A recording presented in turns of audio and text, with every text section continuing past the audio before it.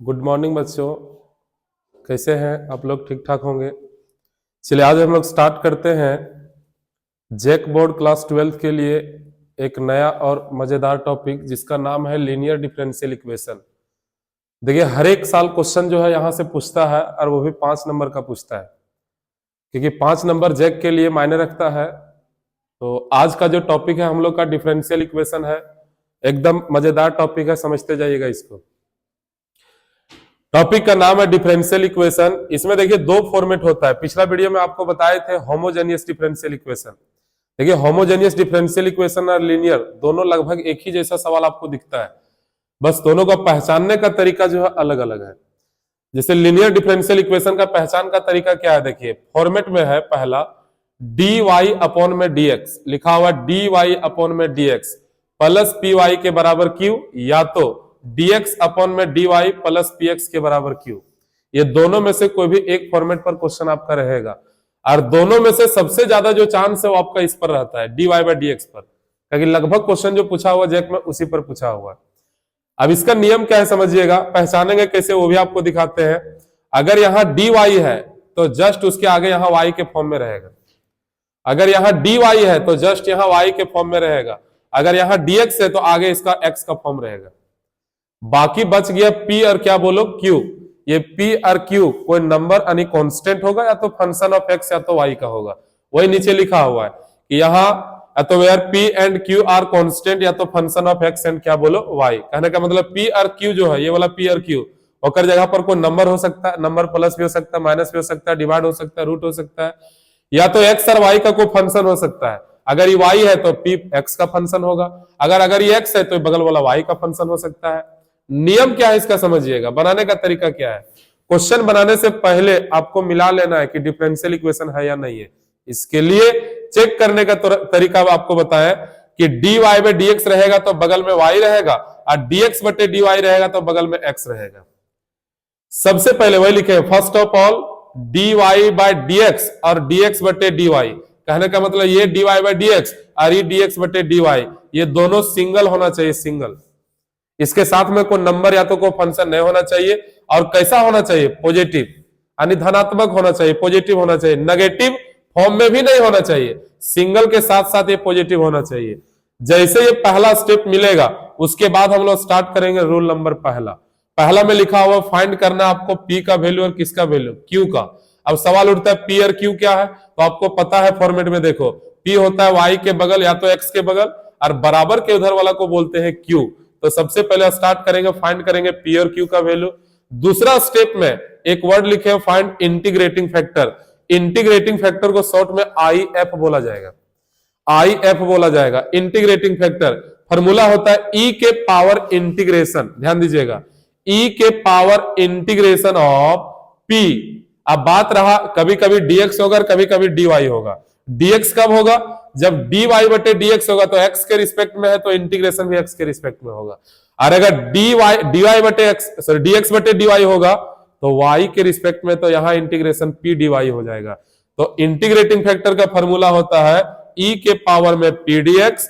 और बाद अगला स्टेप, अगर प्रॉपर्टी ये यूज होगा तीसरा नंबर तो कीजिए, और नहीं होगा तो लास्ट स्टेप हम लोग सॉल्यूशन में जाएंगे। ये प्रॉपर्टी लॉग का प्रॉपर्टी है, e के पावर में लॉग अगर रह गया तो log e हटने पर x आता है, लेकिन e के पावर में अगर n इंटू लॉग एक्स रह गया तो पहले n को भेजेंगे पावर में, तो बचेगा e के पावर log x का पावर n, वहां से log e हटेगा, x का पावर n बचेगा।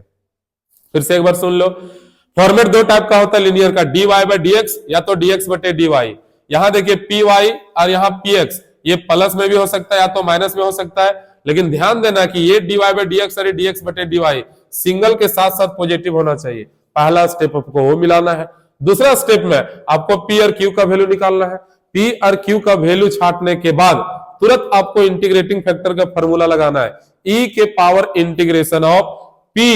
अगर x के रिस्पेक्ट में है तो dx होगा, और अगर y के रिस्पेक्ट में है तो dy होगा। उसके बाद अगर ये प्रॉपर्टी आपको दिखा तो लगाइए, और नहीं दिखेगा तो लास्ट स्टेप 4 नंबर आपको सॉल्यूशन में जाना है। सॉल्यूशन क्या होता है, फॉर्मूला में देखिए, अगर y का फॉर्मेट है तो y गुना इंटीग्रेटिंग फैक्टर होगा, अगर x का फॉर्मेट है तो x गुना इंटीग्रेटिंग फैक्टर होगा।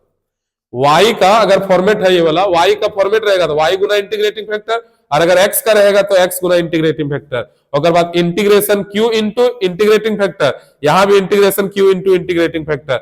अगर ये y है तो यहाँ x के रिस्पेक्ट में होगा, और अगर x है तो यहाँ y के रिस्पेक्ट में होगा। यानी थोड़ा मोड़ा उल्टा है, बाकी दिक्कत नहीं है। चलिए, तो आपको पता है, समझ में आ गया होगा कि डिफरेंशियल इक्वेशन का फॉर्मेट क्या होता है और P और Q हम लोग कैसे छांटते हैं। पहला step dy by D x और dx बटे dy, यही स्टेप आपका मेन स्टेप है। ये समझा तो बनेगा, नहीं तो अगर डायरेक्ट आप बना दीजिएगा तो वहां गलती भी हो सकता है। इसलिए सबसे पहले आप जांच कर लीजिएगा कि जो लिखा हुआ डिफरेंशियल इक्वेशन है वो ठीक ठाक है कि नहीं है। अगर नहीं रहा तो पहले आप उसको बनाइए ठीक ठाक, उसके बाद वहां से आगे उसका सॉल्यूशन करिए। और ठीक ठाक करने के लिए आपको dy बाई डी एक्स और dx बटे dy को सिंगल और पॉजिटिव बना लेना पड़ेगा।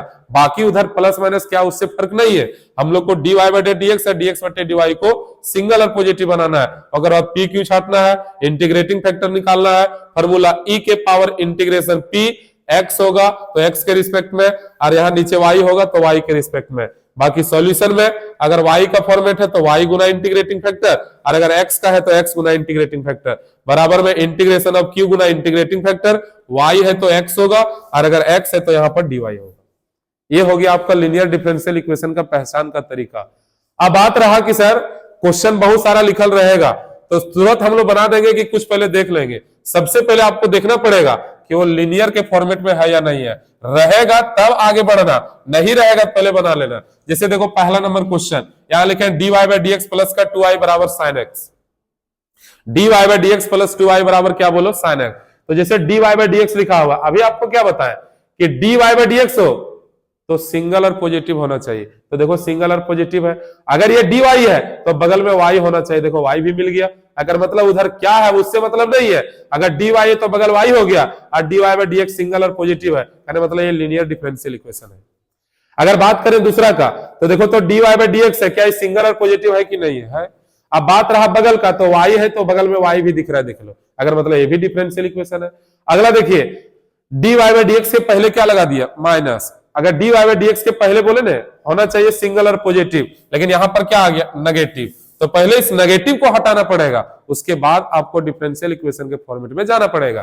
तो बताइए नेगेटिव हटाने के लिए हम लोग क्या करेंगे, मल्टीप्लाई करें। एक लाइन आपको लिखना पड़ेगा यहां पर कि मल्टीप्लाई, एक लाइन आपको लिखना पड़ेगा multiply on both side by negative, multiply on both side by क्या बोलो तो नेगेटिव, ये आपको लिखना बोथ साइड बाय नेगेटिव। यानी नेगेटिव से हम लोग दोनों तरफ गुना कर देंगे, तो अगर नेगेटिव से मल्टीप्लाई करिएगा तो नेगेटिव नेगेटिव पॉजिटिव, यानी dy by D x positive हो जाएगा, ये भी नेगेटिव का पॉजिटिव हो जाएगा, अगर बाद बराबर में उधर वाला हो जाएगा आपका नेगेटिव। आप बारी बारी से मिलाइए रूल को, बारी बारी से रूल को हम लोग को मिलाना है। तो बताओ dy बाई डी एक्स क्या सिंगल और पॉजिटिव आ गया, हाँ पक्का आ गया, यहाँ पॉजिटिव सिंगल आ गया। बाकी बात अगर y है तो बगल में y का भी फॉर्मेट है, तो ये लीनियर डिफरेंशियल इक्वेशन हो गया। अगला question number 4, sir dy by D x तो जरूर है, ये सिंगल नहीं है, इसके साथ में x दिया हुआ है, तो x को पहले हटाना है, उसके बाद लीनियर में आएगा तब आगे बढ़ना है। तो x को हटाने के लिए x इंटू में है तो इसको डिवाइड करके हटाना पड़ेगा। तो एक लाइन आपको लिखना पड़ेगा डिवाइडिंग ऑन बोथ साइड, यहां लिखना पड़ेगा dividing on both side by, लिखना पड़ेगा x से दोनों तरफ हम लोग डिवाइड करेंगे। तो जब x से डिवाइड करेंगे तो x कट जाएगा, तो बचेगा dy अपन में dx, प्लस में x को y से भाग देंगे y बटे x हो जाएगा, xq को x से भाग देंगे xq अपन में x हो जाएगा। मेन टारगेट हम लोग को इसको सिंगल और पॉजिटिव बनाना था, वो सिंगल और पॉजिटिव आपका बन गया। अब बात रहा क्वेश्चन नंबर 5 का, तो देखिए तो सवाल में लिखा dx अपन में dy, dx अपन में dy लिखा हुआ है, तो dx बटे dy सिंगल और पॉजिटिव है, तो अगर dx बटे dy है, अगर ये x है तो बगल वाला x में भी होना चाहिए, x मिल गया, मतलब लीनियर डिफरेंशियल इक्वेशन है। उसके बाद 1 बटे X into D Y by D X plus Y बराबर साइन एक्स लिखा हुआ है, तो ये जो आपका D Y by D X है इसके पहले लिखा 1 बटे क्या बोलो एक्स। हम क्या बताएं कि सिंगल और पॉजिटिव होना चाहिए, तो sir D Y by D X के साथ में 1 बटे एक्स है। अब 1 बटे एक्स को थोड़ा हटाना है, और बाद आपको जो है डिफरेंशिएट करना है, लीनियर डिफरेंशियल इक्वेशन आपको करना है। तो करेंगे क्या समझिएगा, 1 बटे एक्स को हटाने के लिए सबसे पहले हम लोग देखो एक्स को हटाने के लिए एक्स से मल्टीप्लाई किया जाएगा। जब एक्स से हम लोग मल्टीप्लाई करेंगे, जब एक्स से हम लोग मल्टीप्लाई करेंगे, चलिए तो अभी आपको बताया जा रहा था कि जो आपका 1 बटे एक्स नीचे जो दिया गया आपका 1 बटे x 1/x dy/dx plus y बराबर sin x। तो हम लोग क्या करेंगे, पहले 1/x को हटाएंगे, क्योंकि इसके साथ में आ गया है, तो अगर साथ को पहले हटाना पड़ेगा, उसके बाद उसको आगे सेट करना पड़ेगा। तो अभी आप बताएं सर कि क्वेश्चन नंबर 4 में कि अगर x रहेगा तो x को हटाने के लिए डिवाइड करेंगे, लेकिन यहां नीचे में x है तो x को हटाने के लिए आपको मल्टीप्लाई करना पड़ेगा।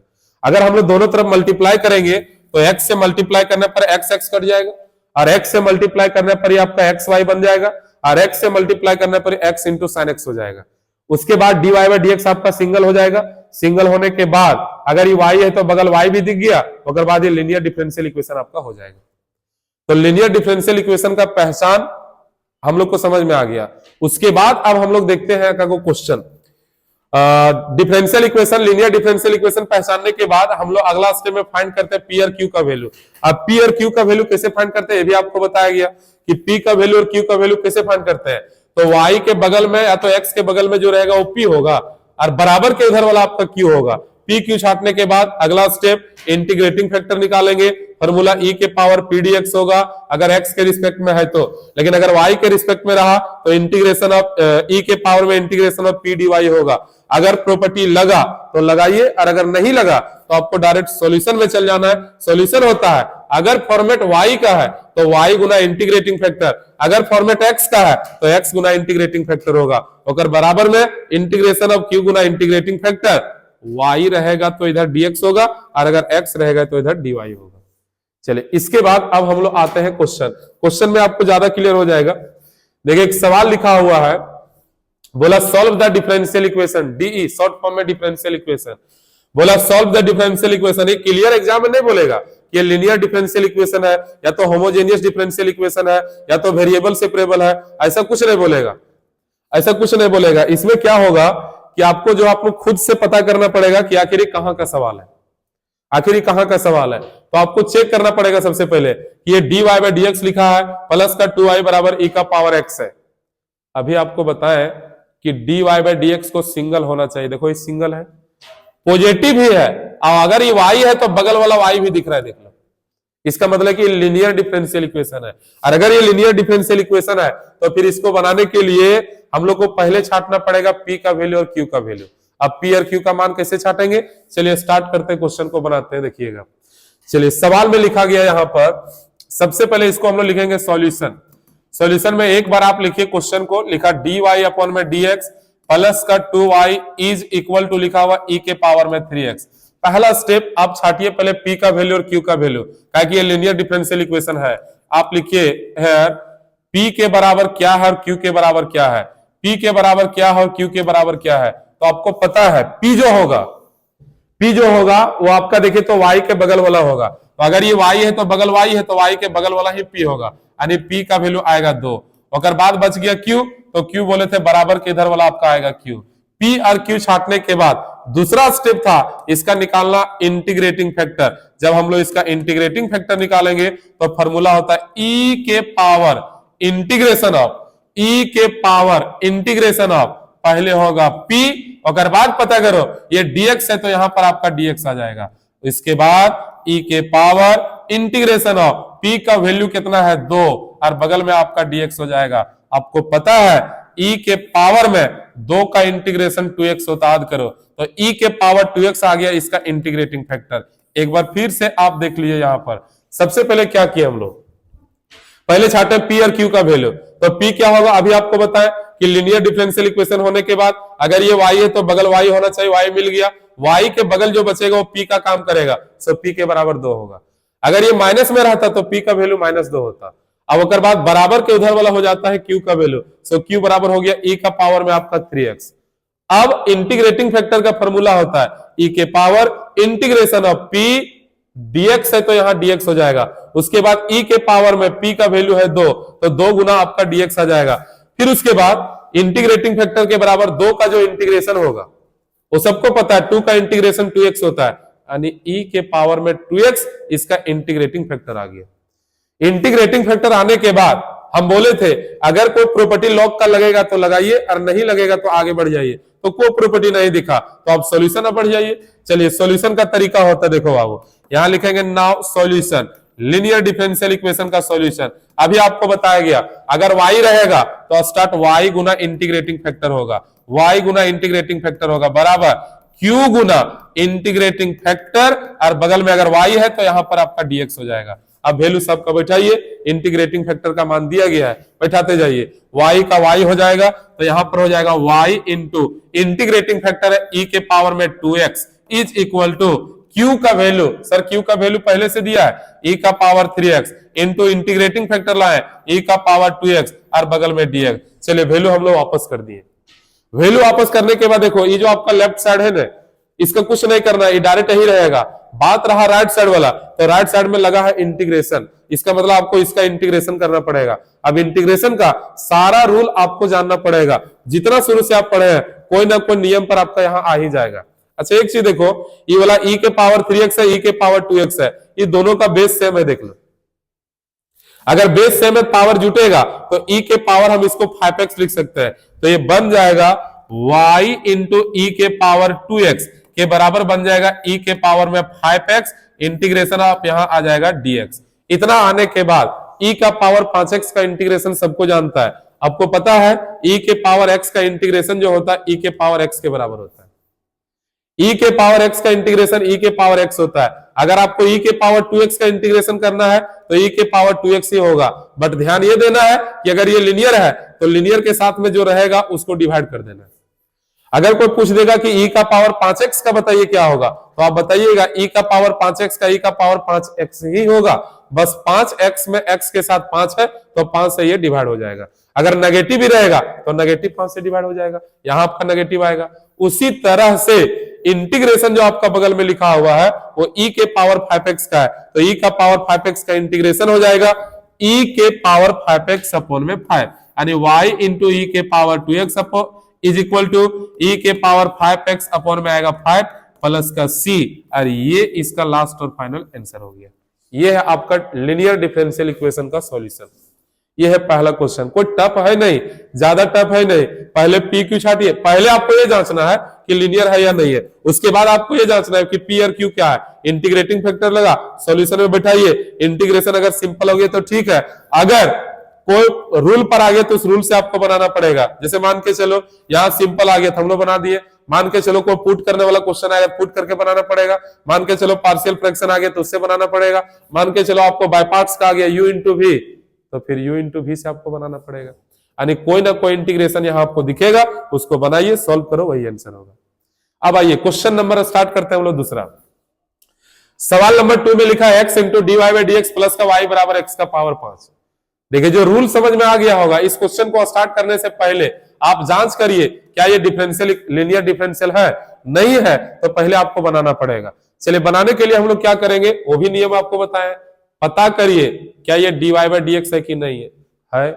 उसके बगल में कुछ नहीं होना चाहिए, सिंगल और पॉजिटिव होना चाहिए, लेकिन उसके बगल में क्या है, x है, तो पहले x को हटाना पड़ेगा। तो हटाने के लिए हम लोग बताए थे कि अगर इंटू में रहा तो डिवाइड करना, और डिवाइड में रहा तो इंटू करना, और अगर नेगेटिव में रहा तो नेगेटिव से मल्टीप्लाई करना, तो नेगेटिव हटेगा। तो सवाल में लिखा हुआ x into D Y by D X plus का y बराबर x का पावर 5।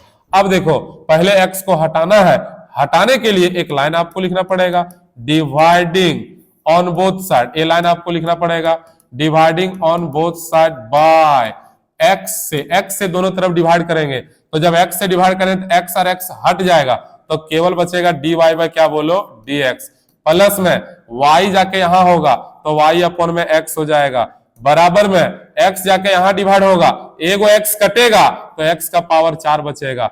अब जो वैल्यू आपका आया उसमें आप पता करिए क्या अब ये लीनियर डिफरेंशियल इक्वेशन बना कि नहीं बना। तो क्या dy by D x single और पॉजिटिव हो गया, बाकी उधर क्या है उससे मतलब थोड़ी रहता है, मेन टारगेट हम लोग का यहां रहता है। तो ये तो सर लीनियर डिफरेंशियल इक्वेशन हो गया। अब इसका अगला स्टेप छाटते हैं हम लोग p का वैल्यू और q का वैल्यू। बताइए यहाँ p बराबर क्या है और q बराबर क्या है, सबको पता है। बताइए तो अगर ये dy बाई डी एक्स है तो y यहां पर मिल गया, y के बगल 1/x है, 1/x, तो p का वैल्यू 1/x आएगा, और बराबर के उधर q होता है, यानी q का वैल्यू x का पावर 4 आएगा। p और q छाटने के बाद अगला स्टेप इंटीग्रेटिंग फैक्टर निकालते हैं, लिखेंगे नाउ इंटीग्रेटिंग फैक्टर के बराबर ई के पावर इंटीग्रेशन ऑफ, पहले होगा p और बताइए x के रिस्पेक्ट में, तो यहां पर आएगा dx। अब आएगा e के पावर में इंटीग्रेशन ऑफ p का वैल्यू 1 अपॉन में x है और बगल में आपका dx है। सो e के पावर में 1/x का इंटीग्रेशन होता है log mod ऑफ x। आप यहां log x लिख के चलिए। अभी आपको बताएं इंटीग्रेटिंग फैक्टर लगाने में अगर प्रॉपर्टी आपको दिख जाए तो आप प्रॉपर्टी का यूज करो, और अगर प्रॉपर्टी नहीं है तो डायरेक्ट आप सॉल्यूशन में चलो।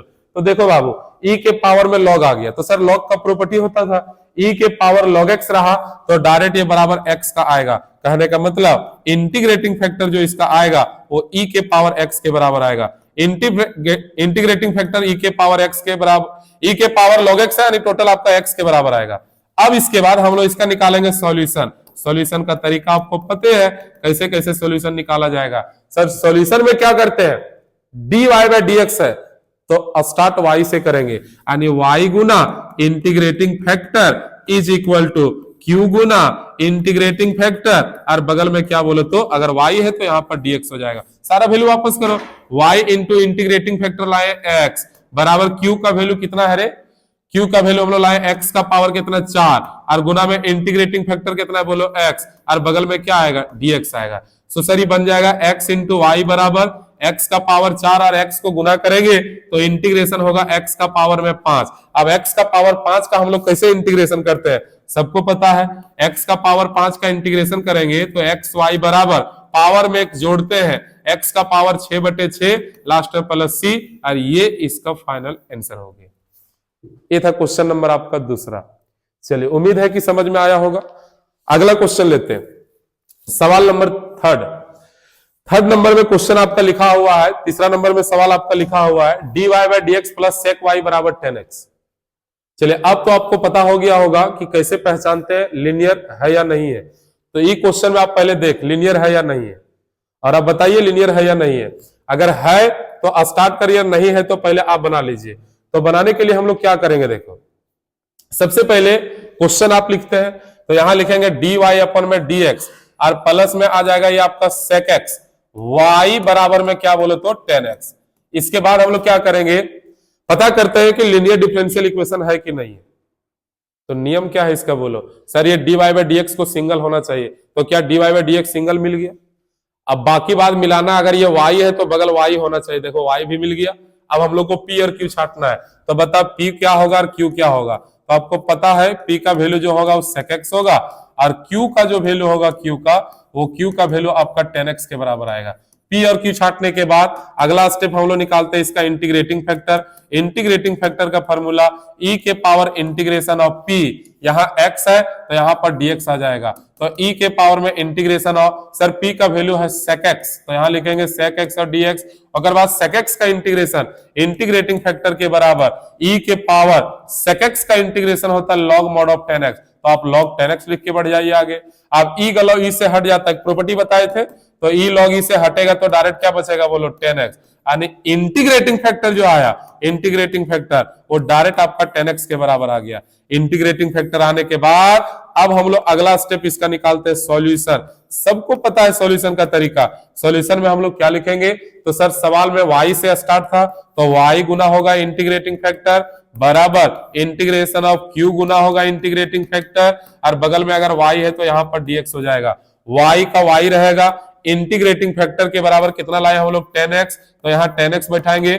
q का वैल्यू ककर बराबर है तो 10x, यहाँ पर 10x बैठाएंगे, इनटू में फिर इंटीग्रेटिंग फैक्टर का मान हम लोग लाए थे 10x, तो यहाँ पर हम लोग 10x बैठा देंगे, और बगल में क्या है बोलो तो dx।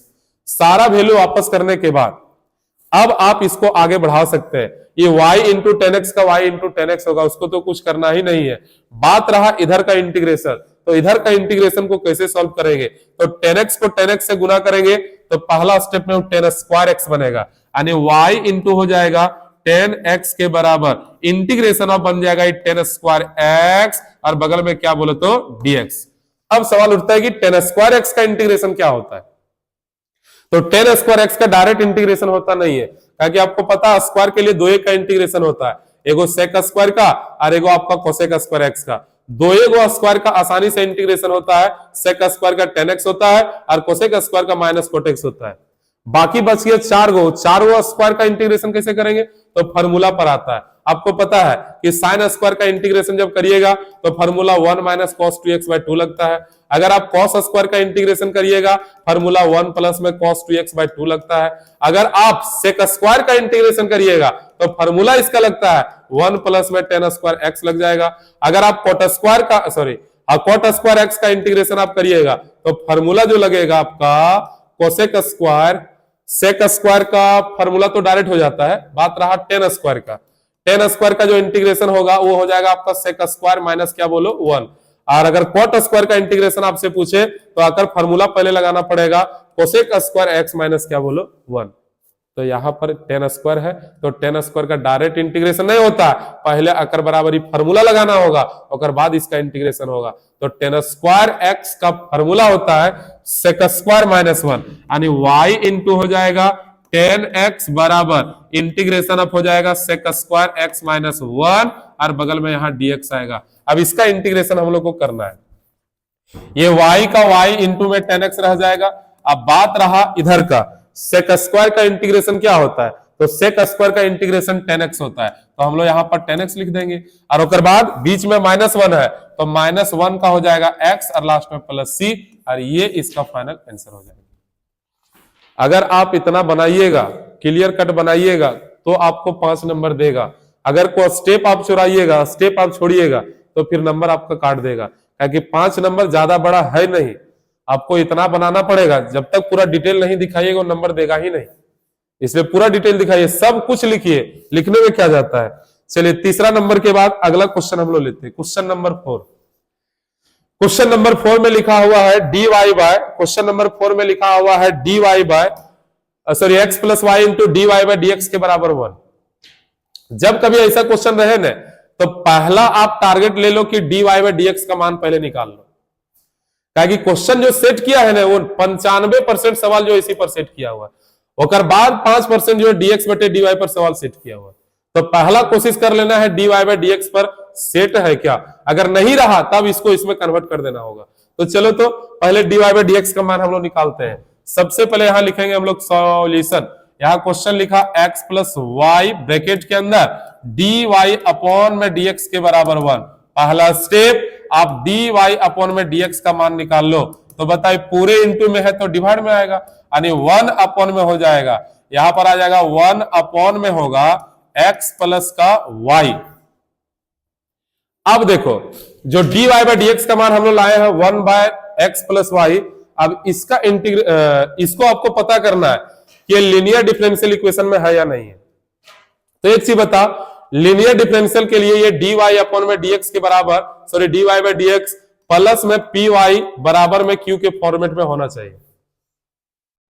क्या dy बाय dx तो हम लोग को मिल चुका है, बाकी इधर वाला ई फॉर्मेट में दिख रहा है? बोलो नहीं दिख रहा है। अगर आप बनाने के लिए अगर यही वाला ऊपर रहता और ये वाला नीचे रहता तो हम लोग आसानी से बना लेते। जैसे 1 बाय लिखा हुआ x प्लस वाई, इसको तो अलग अलग कर नहीं सकते, 1 by x plus 1 by Y ऐसा तो हम लोग लिख नहीं सकते।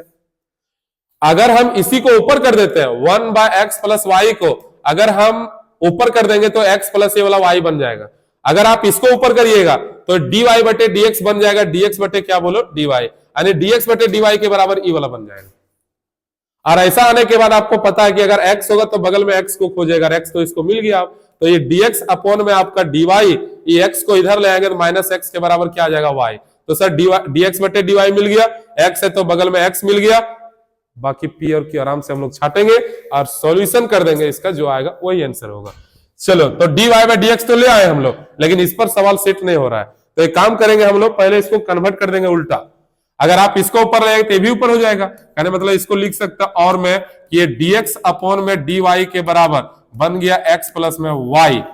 अगर ये dx है तो x वाला ही खोजेगा, तो dx अपॉन में dy आएगा इधर तो माइनस x के बराबर हो जाएगा y। अब ये लीनियर डिफरेंशियल इक्वेशन के फॉर्म में आ गया, ताकि हम लोग को पता है कि dy बाय dx या तो dx बटे dy सिंगल होना चाहिए, देखो सिंगल मिल गया। अब उसके बाद बगल में अगर यहाँ x है तो x होना चाहिए, x भी मिल गया। अब हम लोग को छाटना है p का वैल्यू और q का वैल्यू, बता p का वैल्यू क्या होगा और q का वैल्यू क्या होगा। चलिए यहां पर हम लोग लिखेंगे कि यहाँ p के बराबर जो वैल्यू होगा p बराबर वो p के बराबर आएगा -1 और लिखिए Q का जो वैल्यू होगा वो आएगा कितना, बोलो y। P और Q का वैल्यू छांटने के बाद अगला स्टेप हम लोग सॉल्यूशन में जाते हैं, सॉरी P और Q का वैल्यू छांटने के बाद अगला इंटीग्रेटिंग फैक्टर जाते हैं। तो चलिए इंटीग्रेटिंग फैक्टर हम लोग निकालेंगे, लिखेंगे नाउ आई एफ के बराबर इंटीग्रेटिंग फैक्टर के बराबर e के पावर p dx, e के पावर p का वैल्यू -1 और यहां पर dx हो जाएगा। सो इंटीग्रेटिंग फैक्टर के बराबर e के पावर -1 का इंटीग्रेशन माइनस में x आएगा। सो इंटीग्रेटिंग फैक्टर आ गया e के पावर -x। इंटीग्रेटिंग फैक्टर आने के बाद अब हम लोग चलेंगे इसका सॉल्यूशन। सॉल्यूशन के लिए हम लोग क्या करते हैं देखिएगा, लिखेंगे नाउ सॉल्यूशन। अब इसका सॉल्यूशन के लिए हम लोग क्या करेंगे, फार्मूला लगाते थे, याद करो। फार्मूला में आपको ये भी टेक्निक बताएं कि अगर ये dx बटे dy है तो स्टार्ट x से होगा।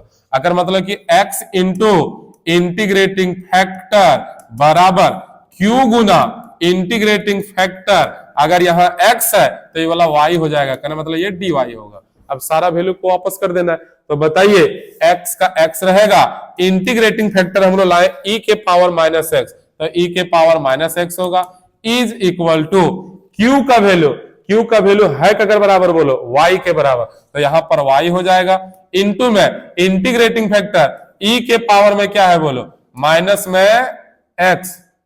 सॉरी इंटीग्रेटिंग फैक्टर का फॉर्मूला हम लोग थोड़ा गलत लगाए, क्या कि देखिए अगर y के रिस्पेक्ट में है तो यहां पर y के रिस्पेक्ट में जाएगा, ये आपका y के रिस्पेक्ट में जाएगा, dy होगा और यहां पर भी आपका dy हो जाएगा।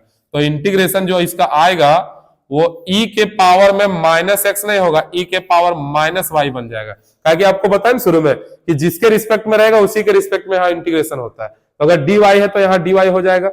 अब इंटीग्रेशन e का पावर -y होगा, तो इंटीग्रेटिंग फैक्टर जो होगा e के पावर -y होगा, उसके बाद यहाँ भी y इंटू e के पावर -y और बगल में आपका dy होगा।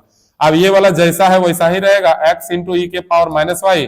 बात रहा इसका इंटीग्रेशन। अब इसका इंटीग्रेशन हम लोग कैसे करेंगे, तो इसका इंटीग्रेशन अगर करने जाइएगा तो पहले आपको बताएं, अगर सिंपल फॉर्म में रहा तो ठीक है, नहीं तो कोई ना कोई नियम जरूर इसमें लागू होगा।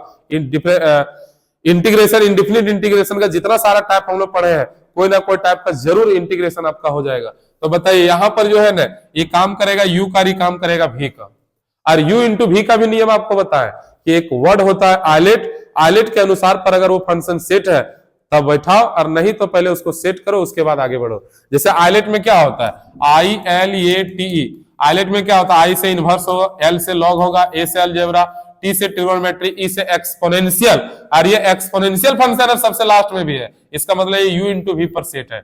अगर ये सेट है तो डायरेक्ट फार्मूला लगा, u इंटू v का क्या होता है, फर्स्ट को छोड़ेंगे u को छोड़ेंगे, v का इंटीग्रेशन e के पावर -y का इंटीग्रेशन, बीच में माइनस होता है, जिसको छोड़े हैं उसका डेरिवेटिव होता है, यानी dy अपन में dy आएगा, जिसका इंटीग्रेशन हुआ उसका तो इंटीग्रेशन हो जाएगा, और पूरे बंद करके और पूरे का कर देना है हम लोग को इंटीग्रेशन। अब सर ये वाला वही रहेगा, x इंटू e के पावर -y के बराबर y इंटू e के पावर -y का इंटीग्रेशन। जैसे e का पावर -x का होता है उसी तरह से e के पावर -y का होगा, तो e के पावर -y का -y डिवाइड में -1 आएगा, minus integration of dy by dy हो गया 1, e के पावर -y e के पावर -y अपॉन में -1, और ओकर बाद बगल में आपका dy हो जाएगा। सो x इंटू e के power -y is equal to, ये माइनस ऊपर शिफ्ट करेगा, -y e के पावर -y, माइनस माइनस हो गया प्लस, बच गया इंटीग्रेशन ऑफ e के पावर माइनस और क्या बोलो तो dy, फिर e के पावर -y का इंटीग्रेशन, x इंटू e के पावर -y बराबर -y e के पावर -y प्लस e के पावर -y का e के power -y upon -y plus ये होगा। सो फाइनल जो आंसर होगा x e के power -y equal to -y e के पावर -y प्लस और माइनस माइनस e के पावर -y प्लस में c, और ये लास्ट और फाइनल इसका आंसर होगा। देखिए बुक का आंसर अगर ना मैच करे तो आप मैच करवा सकते हैं, e का पावर -y कॉमन आ रहा है, आप कॉमन लीजिएगा तो दोनों तरफ वो कट जाएगा, हट जाएगा, बाकी जो बचेगा वही वाला आंसर होगा। चलिए आया समझ में। अब एक क्वेश्चन और हम लेते हैं। अच्छा एक चीज बता, पहले पढ़ाया गया था आपको जनरल सॉल्यूशन और पार्टिकुलर सॉल्यूशन। जनरल सॉल्यूशन में क्या होता है कि जब हम लोग क्वेश्चन बनाते हैं ना तो लास्ट में प्लस सी उसमें बच जाता है, और ये सी है इसका आर्बिट्ररी कांस्टेंट, यानी जनरल सॉल्यूशन में आर्बिट्ररी कांस्टेंट बचना चाहिए, लेकिन अगर क्वेश्चन में कंडीशन लगा देगा, कंडीशन एक्स और वाई का वैल्यू, तो उसमें सी का मान निकलता है और सी का मान पुट करेंगे तो बन जाता है पार्टिकुलर सॉल्यूशन। कहने का मतलब जो हम लोग क्वेश्चन अभी बनाए, क्या लास्ट में सी बचा कि नहीं बचा? तो अगर सी बच गया तो ये है आपका जनरल सॉल्यूशन, लेकिन सी हटाने के लिए कंडीशन डाला रहेगा तो बोलेगा उसका पार्टिकुलर सॉल्यूशन बताइए क्या होगा। तो एक्स और वाई का वैल्यू दिया रहेगा, एक्स और वाई की जगह पुट करेंगे, वैल्यू सी का आएगा और सी की जगह बैठा देंगे, वही उसका पार्टिकुलर सॉल्यूशन है। चलिए क्वेश्चन भी उस पर हम लोग देख लेते हैं।